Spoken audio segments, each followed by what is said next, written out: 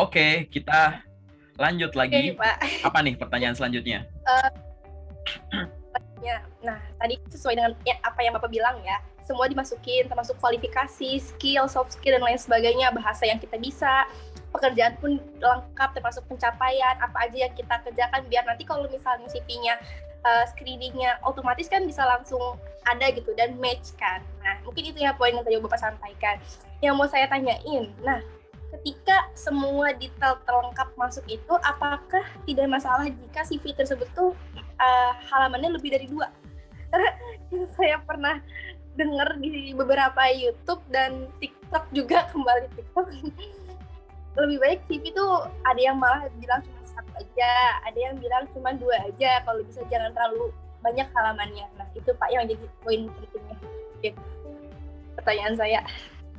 Hot banget ya pertanyaannya ya, menarik, bener-bener ini sangat hot gitu ya, bahas TikTok ya gitu. Jadi gini, kalau ada yang bilang bahwa CV itu harus 1 halaman, itu salah. Kalau ada yang bilang CV itu harus 2 halaman, itu juga salah. Kalau ada orang yang bilang CV harus 3 halaman, itu juga salah. CV itu boleh 1 sampai 3 halaman. Oke? Gitu. Kalau ada yang nanya referensinya apa, ayo silahkan bagi teman-teman yang nonton sampai menit ini, silahkan baca bukunya gitu. Dilarang mengejar CV, ngejar halaman, oke? Dilarang mengejar halamannya. Halaman itu gunanya nggak usah panjang-panjang gitu, karena ya bener, kita cari yang update dan informatif gitu. Rekorku review CV terpanjang itu panjangnya 68 halaman. Gitu. Nggak semua CV yang aku review itu CV dari teman-teman first grade atau pengalaman kecil. Walaupun pengalamanku baru segini gitu, aku pernah review berkali-kali CV level C gitu, CEO, COO, CFO gitu, pernah aku review berkali-kali gitu. Dan di situ CV-nya luar biasa. Aku megang CV-nya aja, ini bukan megang fisik ya. File PDF-nya tuh aku download di laptop, itu aku gemetar gitu. Jadi kayak ini nggak salah nih minta saya yang review gitu. Iya, karena saya direkomendasikan sama teman, dan itu bukan orang Indonesia doang. Ada yang orang Indonesia tapi memang kerja ada yang di Silicon Valley gitu, ada yang di Tencent sana gitu, dan lain-lain gitulah gitu. Jadi apa yang harus ditulis? Halaman itu gini ya, CV itu ditulis harus informatif dan update gitu kan ya. Nah, kenapa kok CV boleh 1 sampai 3 halaman? Tadi nyambung kalimat awalanmu di sesi kedua ini, bahwa informasi di CV itu, jadi CV harus benar cara bikin dan cara pakainya. Dari sisi cara bikin, ada namanya informasi wajib yang ada di CV. Nanti kamu lanjutannya nanti tonton di channel YouTube-ku di playlist cara bikin CV yang benar gitu ya. Itu aku breakdown per bagian. Tapi intinya adalah gini, ada bagian-bagian wajib di CV. Misalkan bagian wajib itu apa? Nama lengkap, informasi pribadi, summary CV, pengalaman kerja kalau punya, pengalaman pendidikan, pengalaman organisasi kepanitiaan, pencapaian, skill, gitu. Itu adalah bagian yang wajib. Tapi di CV ada bagian-bagian yang tidak wajib gitu ya, gitu. Jadi di CV ada bagian yang tidak wajib. Nah, aku lanjut ya, gitu. Ada informasi di CV yang sifatnya bukan yang wajib. Misal apa? Foto profil, hobi, preferensi kerja, gitu. Itu bukan hal-hal terus tanda tangan gitu. Itu bukan hal yang wajib di CV gitu. Pastikan informasi penting itu sudah tertulis dengan benar gitu. Banyak orang bikin kesalahan karena mengejar halamannya gitu. Milih halamannya dipersingkat gara-gara balik tadi konten-konten tertentu. Aku nggak nyalahin, tapi ingat tadi itu ada frame-nya, ada batasan-batasannya gitu. Yang benar adalah karena batasannya sebenarnya tidak terlalu kaku, boleh 1 sampai 3 halaman. Ya udah, kalau memang nggak cukup 1 halaman, jangan dipaksakan 1 halaman, ekspansi lah gitu. Karena 3 halaman masih wajar. Orang dengan pengalaman kerja sampai di bawah 5 tahun gitu, itu bisa kok CV tetap 2 halaman gitu. Oke. Nah, di sini gitu. Di sini Gimana sih resikonya apa kalau kita ngejar halaman? Gini, nomor satu, takutnya kalau kamu ngejar halaman, ya, takutnya informasi penting tidak kamu masukin. Hanya karena udah nggak muat. Gitu. Padahal tadi, informasi penting ini, dia ada kata kunci. Gitu. Ya. Nah, sekarang aku kasih analogi nih. Aku kasih contoh simpel aja deh gitu. Nih, aku kasih contoh. Ada 3 orang manusia. Ya, si A, yang kedua ini cewek, berarti si B gitu. Si B, yang ini ada si C gitu, katakanlah. Si C.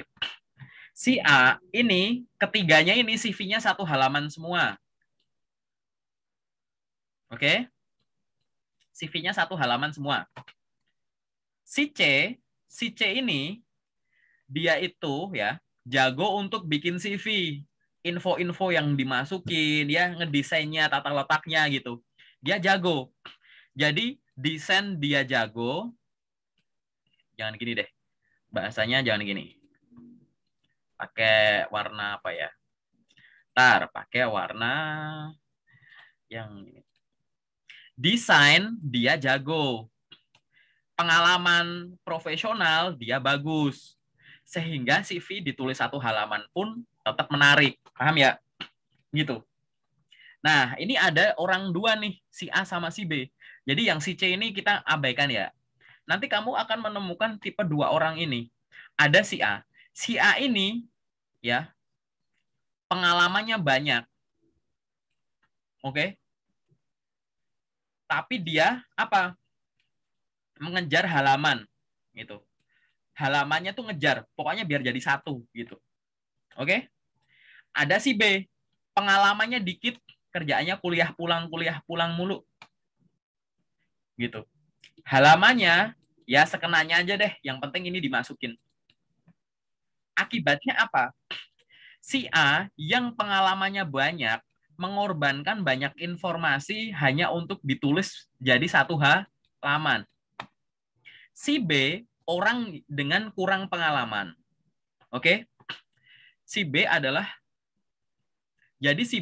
orang dengan kurang pengalaman. Jadi walaupun semua pengalamannya ditulis di CV, tetap aja jatuhnya 1 halaman. Gitu. Ini adalah akibat buruk tuh kayak begini. Apa itu? Orang dengan banyak pengalaman kelihatan setara dengan orang yang nggak ada pengalaman. Hanya karena salah prioritas bikin CV. Salah prioritas yang di case di sini adalah info pentingnya nggak dimasukin karena ngejar halaman gitu loh.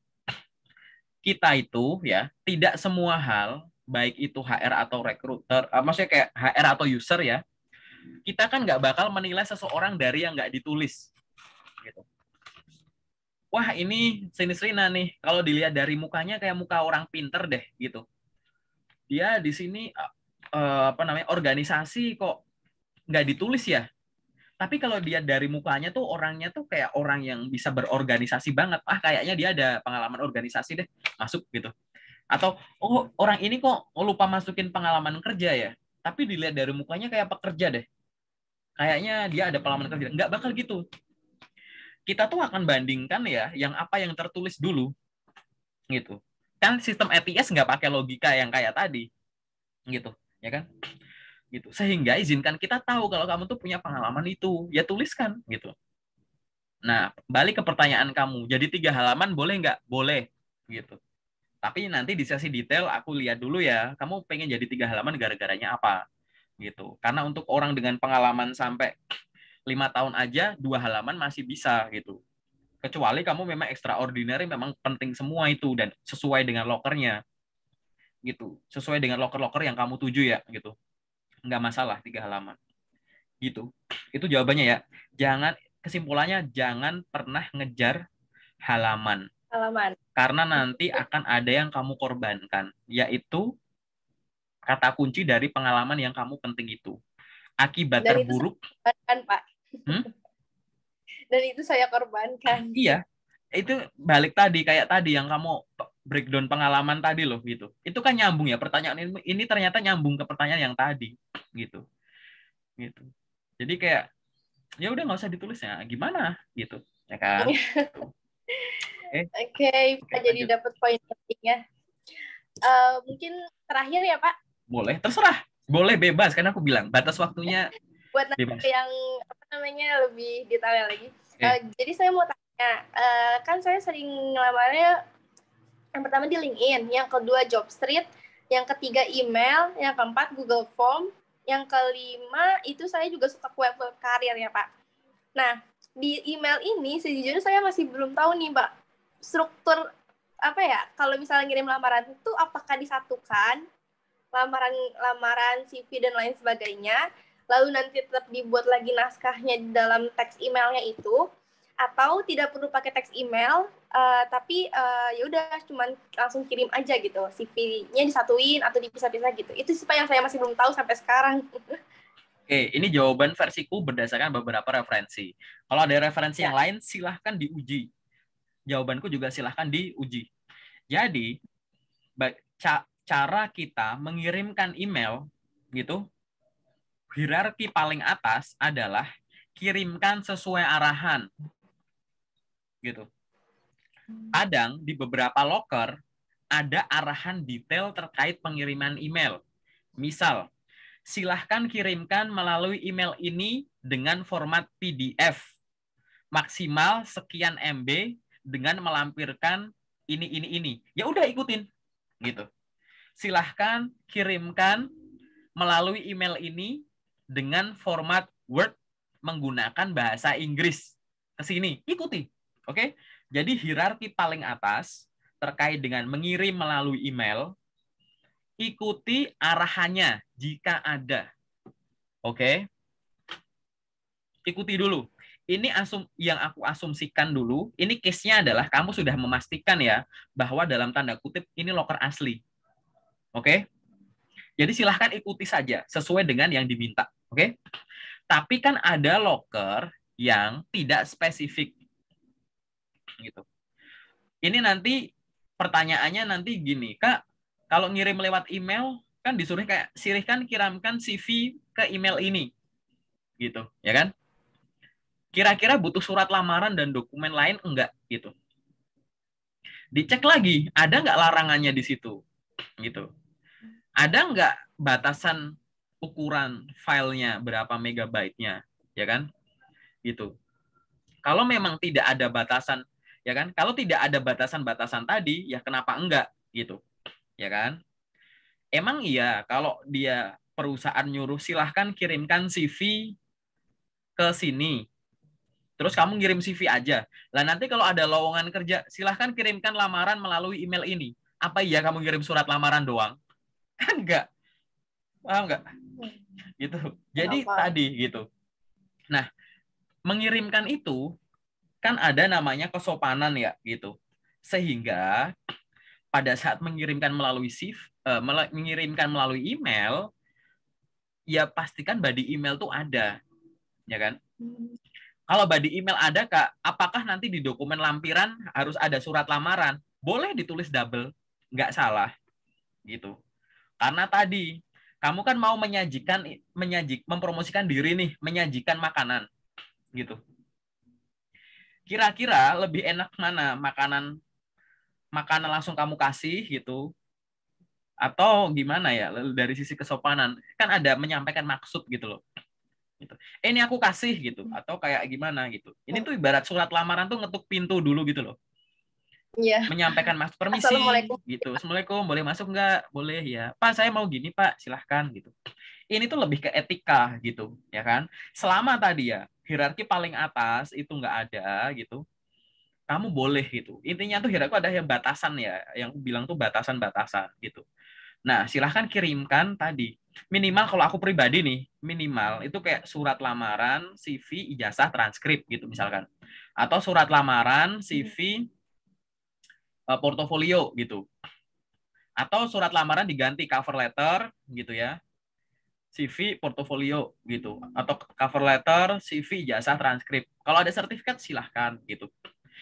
Jadi jarang yang minta dokumen pribadi di awal. Oke. Terus format filenya gimana? Bentuk filenya apa gitu. Memang tidak ada arahan khusus. Ingat ya, kalau ada arahan, silahkan diikuti. Filenya PDF, filenya Word, filenya diginiin gitu. Ikuti. Tapi kalau nggak ada, kita sebagai pelamar kan ingin mempermudah nih, ya kan? Mempermudah pembaca dong gitu. Sehingga gitu, biasanya file itu akan disatukan menjadi satu file PDF, bukan dijadikan RAR gitu ya. Bukan diekstrak gitu. Apa namanya? Filenya bukan digabung gitu. Jadi tadi untuk apa? Mempermudah, bukan kayak apalagi di attach satu-satu. Ada yang PDF, ada yang JPG, ada yang PNG, ada yang Word gitu-gitu. Enggak gitu. PDF-nya jadi satu, lamaran, CV, ijazah, tertib gitu. Kayak gitu. Macam-macam kayak gitu. Itu silahkan dilampirkan gitu. Caranya semacam itu secara hierarki itu gitu. Oke. Harusnya sih ada pertanyaan lagi ya. Ada Pak. Sudah kuduga dari ekspresi. Gimana tuh? Iya Pak. Ya mungkin itu juga ya. Dulu waktu kreatif memang saya pakai body email, tapi sekarang ATS nggak pakai. Itu kesalahan fatal. Ingat Iya. ya, gitu. Ini jangan-jangan bukan salah ATS-nya. Kamu gini, kita balik aja deh. Kamu sudah ngirim lamaran. Tiba-tiba perusahaan balasnya tuh body email kosongan, tiba-tiba ada attachment. Attachmentnya kayak selamat Anda lolos ke tahap selanjutnya. Silahkan melakukan ini. Kamu mesti ngira itu lowongan palsu itu, panggilan palsu. Gitu. Nah, ini gini ya, surat lamar body email itu wajib. Body email itu wajib. Itu maksud kamu ngirim email gitu. Ya kan? Nah, surat lamaran yang dijadikan satu file di attach itu pilihan memang. Jadi kayak yang di email udah ada, di sini nggak ada nggak apa-apa. Cuman gitu, kita kan pengen mempermudah, di double aja nggak apa-apa. Takutnya nanti kalau udah di download, tek gitu ya, gitu. Ini tiba-tiba ada file ini nggak ada surat lamarannya gitu kan, terus dibaca secara terpisah gitu. Tiba-tiba CV gini. Kan kalau ada sejak awal baca ada lamaran kan enak gitu. Ini bayanginnya udah pisah jauh dari meja email ya. Kan kalau aku barusan mau lihat kan enak. Oh, dia ada ada email, udah dibaca, terus di-download. Langsung lanjutannya, langsung CV, nggak masalah. Anggap aja ini terpisah, udah di-download gitu kan. Baru dibuka gitu. Yang lain cuma CV semua, terus kamu ada surat itu lagi. Gitu. Kan kayak nge-refresh maksud kamu lagi nggak sih gitu. Dan itu nggak ada masalah buat aku.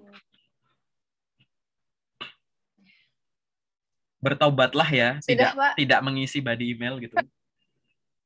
Iya. Makin lama makin ketahuan. Hah?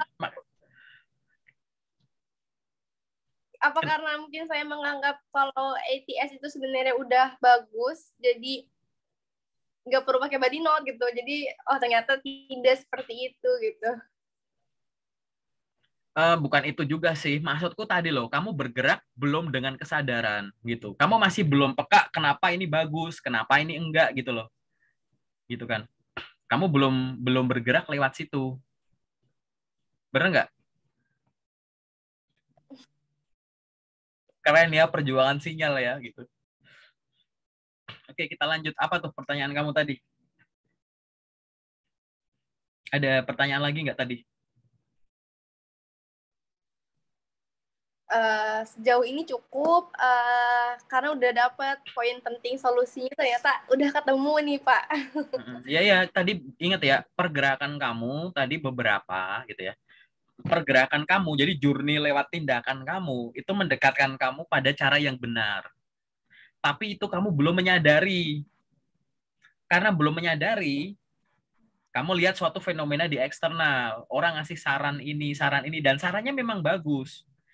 Tapi kamu nggak sadar bahwa yang kamu lakukan sebenarnya sudah on the right path gitu kan. Gitu. Jadi akhirnya nyoba itu gitu. Ingat kalau pergerakan kamu banyak yang kamu sadari gitu. Akhirnya kamu tahu ada alasan kenapa aku ngelakuin itu, kenapa aku nggak ngikutin masukan dia gitu. Ya kan? Pergerakannya itu sudah lebih jelas gitu ya. gitu. Kalau pergerakannya udah jelas, akhirnya semacam itu sih. Gitu. Oke. Jadi kalau pergerakannya udah jelas tuh enak ke arah sana gitu. Oke ya. Gitu. Paling dari aku itu sih. Kalau dari sisi general, ada lagi nggak yang general? Dari aku cukup sih yang general, udah kejawab semua, Pak. Oke, kita masuk yang Terima spesifik. kasih, Pak. Kita masuk yang spesifik ya. Iya, Pak.